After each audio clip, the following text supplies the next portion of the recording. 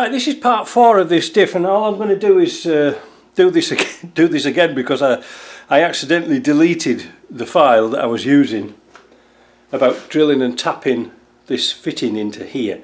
Now, be warned, the book gives a picture of a rover axle, not a P38 axle. I'm going to insert here the picture that Dave Ashcroft sent me where the fitting should go, and it should go here. Alright? You can see it there and you can see it here. Let's do a zoom in so you can see it quite clearly. There it is. Now, just a little bit of a word of warning for people in North America land and the rest of the world land. This is quarter BSP. So what? Well, America uses a different standard for pipe threads. BSP is 19 threads per inch, and NPT, National Pipe Thread, American stuff, is 18. There's a thread difference per inch. Inches, I know. So it can be confusing. Fortunately, the customer supplied me with the correct tap. This is an NPT. I can never get it right.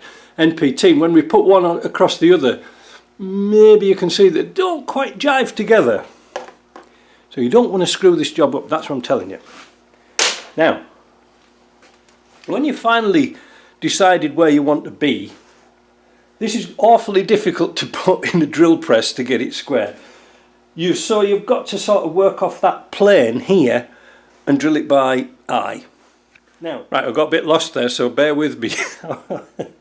So start off with a pilot drill, get it square, work off that plane, get it square, drill it through. Now be warned, it is thick. It's about this thick, the casting, and that's why you want to do a nice hole rather than drilling it with the proper size drill and then have a chance of it running off. So the idea is start with that one, doesn't matter what it is really, work to something a little bit bigger, and then you finish it off with a 7/16 drill.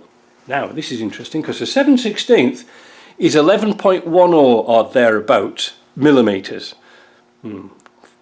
Fat chance of finding one of them here. But it's 7/16. Okay, so that's easy enough to remember, isn't it? Now, a little word of warning about taps. If you're going to have to buy a tap specially for this, I would suggest you try and get one a little bit longer. You're going to buy one, why not get one longer? Why is that, Mike? Why do I have to buy another piece of kit that's a bit longer? Because when you have this in your tap wrench, thus, when you're tapping it and you get a little bit further in, you're going to hit the nose. That means you've got to take this off, turn it quarter of a turn, turn it quarter of a turn, and replace this all the time. There's a risk of running out. You want a nice smooth run on this. Now, I looked at this to see if I could get an extension for these for these taps, and the size is 7.89 millimeters. What's that in inches? 0.32 of an inch. So your regular sockets and things like this, your square drive sockets, won't fit.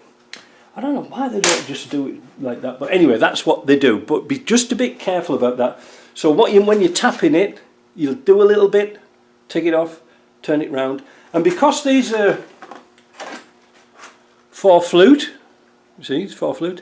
So the idea is you turn it quarter of a turn, turn it back to break off the swarf inside, you know, where you've been cutting the thread.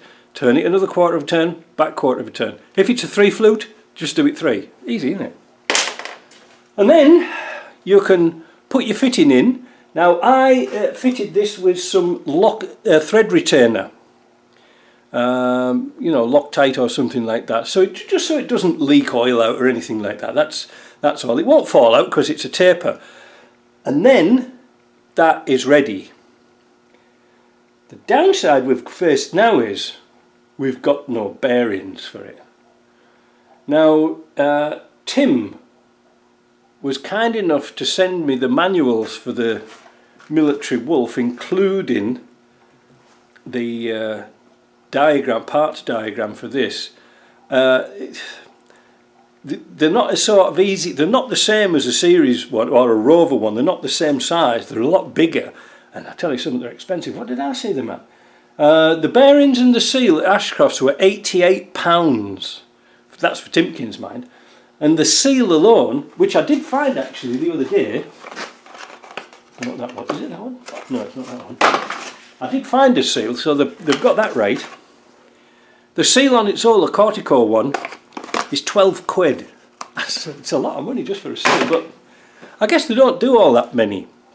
Anyway, and I tried to do some pictures of the bearings so I could transpose them over here, because they are Timken bearings, but they're made in France, not in the USA. And I couldn't quite read the numbers. I'll see if I can put a picture or two up here, and you can see how difficult it was to read the numbers of the actual bearings. The part numbers for them are, well, they're pretty much standard rover numbers, but to get the Timken number off, to see if I could get them down here, was just really difficult. So that's it for this section. I can't do any more until I get the pinion bearings and things, unfortunately. So this goes on the back burner. See you later.